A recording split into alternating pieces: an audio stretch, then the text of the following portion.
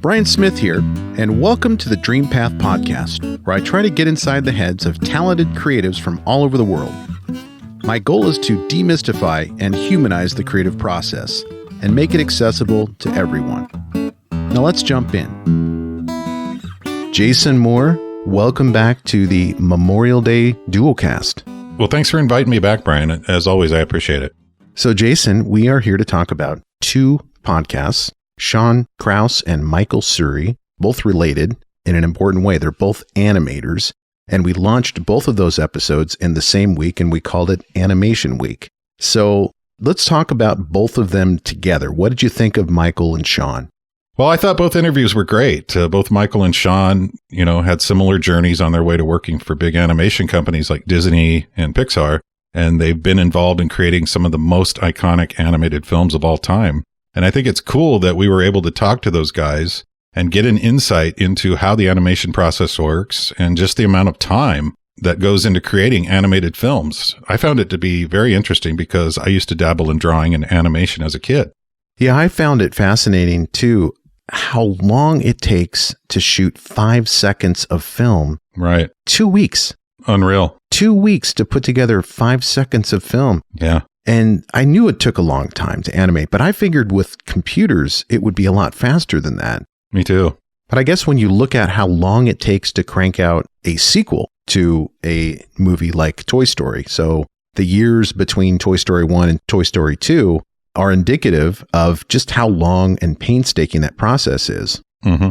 But what I really appreciated about Michael and Shawn's story is how they got into animation and how they just took this childhood love of drawing and art and they flipped it into a career as animators. And they both really enjoy what they do.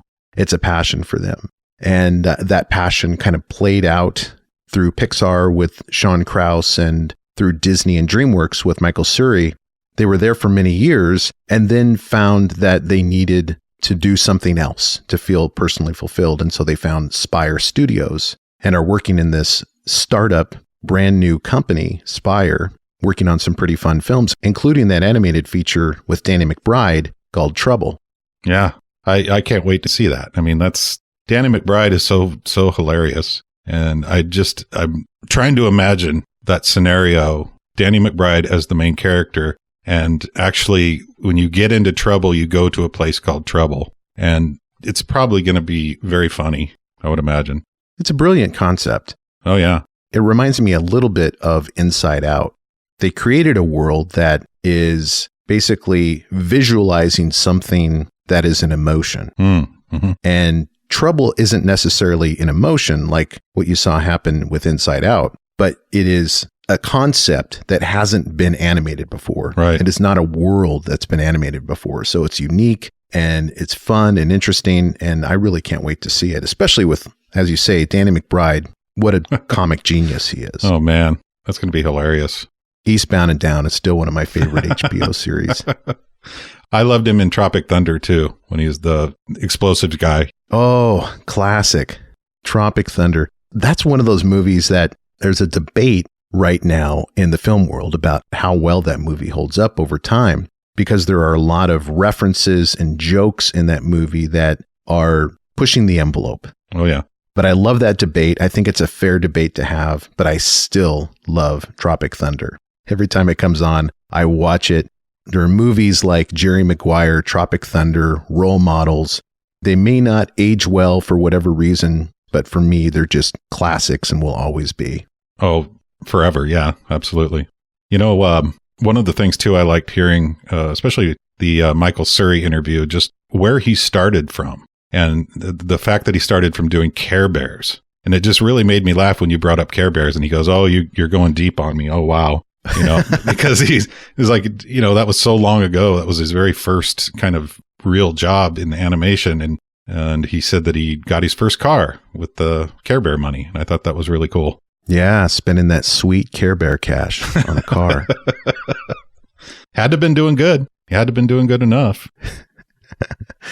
Yeah, I really enjoyed talking to Michael and Shawn, and I hope our listeners appreciate that we are venturing into other types of creativity that haven't been explored before on the podcast. Right. And if you have other ideas for industries that we haven't explored through interviews, let me know. Send me an email, give me a call, shoot me a text. All of my information is on the website at dreampathpodcast.com.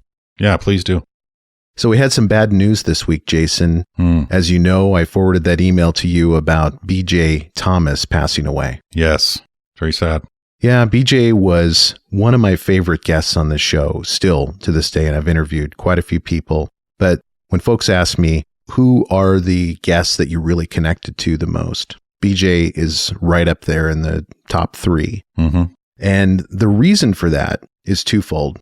Number one, his music was part of my childhood. Yes. And by that, I mean, I grew up singing and learning the lyrics to, hey, won't you play another Somebody Done Somebody Wrong song? Raindrops Keep Falling in My Head, Hooked on a Feeling. Yep. All of these songs were just part of my childhood. And I cannot think about growing up and all of the memories I've had growing up and listening to music with my parents without thinking about BJ Thomas. He has been in my playlist on my phone for years and years. And when I got a chance to interview him, I was a little bit nervous. I was thinking, okay, maybe this is someone who is on the way end of his career and is kind of petering out and maybe he is washed up. But he was far from washed up when I talked to him. He was, of course, in the middle of a global pandemic, and so he couldn't tour, but he was getting ready to head back out as soon as he was allowed and was really enthusiastic about performing. And that's just what he loved, is to be out there on the road performing. Oh, yeah.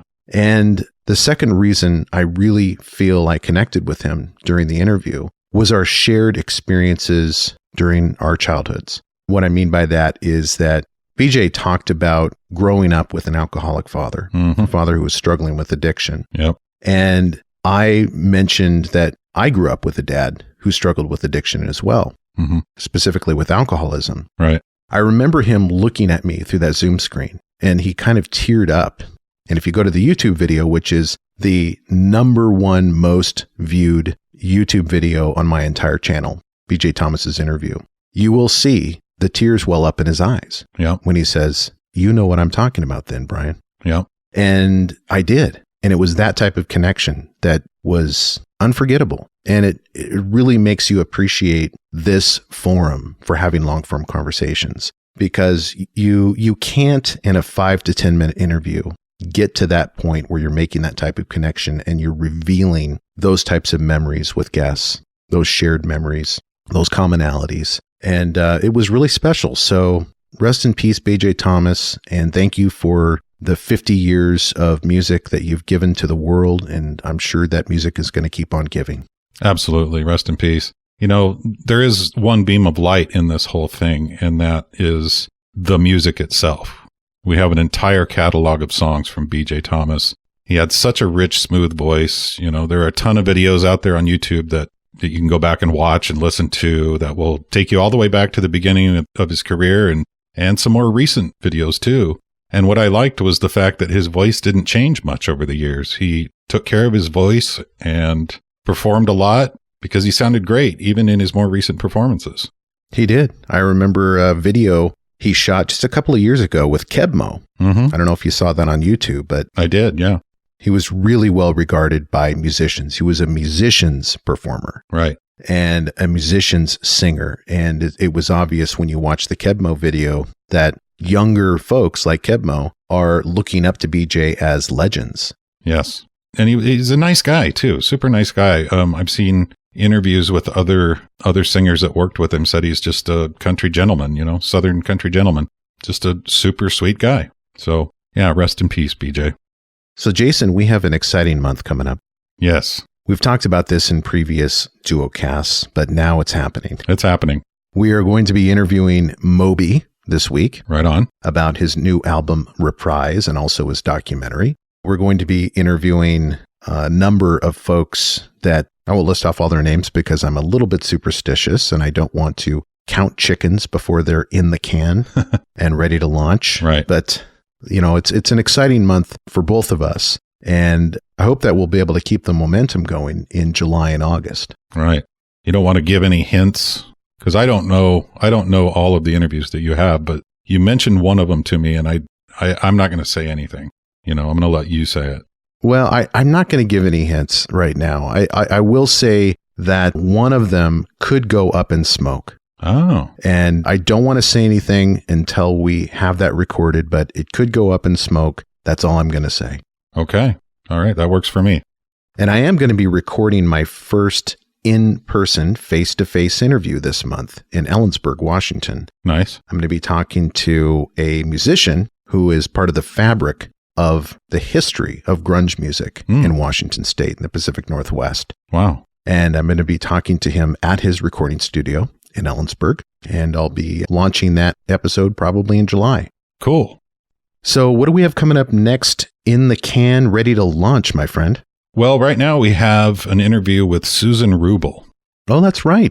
Susan Wrubel, the director of the Aspen Film Festival. Yep. We recorded that quite a while ago, and we just were not able to find a way to squeeze her in to launch that episode until now. She's a fascinating creative to talk to because she has a bunch of experience as a producer in Hollywood. So I was able to talk to her about what producers do, how they work with directors and writers, and also what she does as the director of this Aspen Film Festival, which has the Short Fest and the regular film festival, a number of things happening in Aspen throughout the year. I think 3 different events that they put on.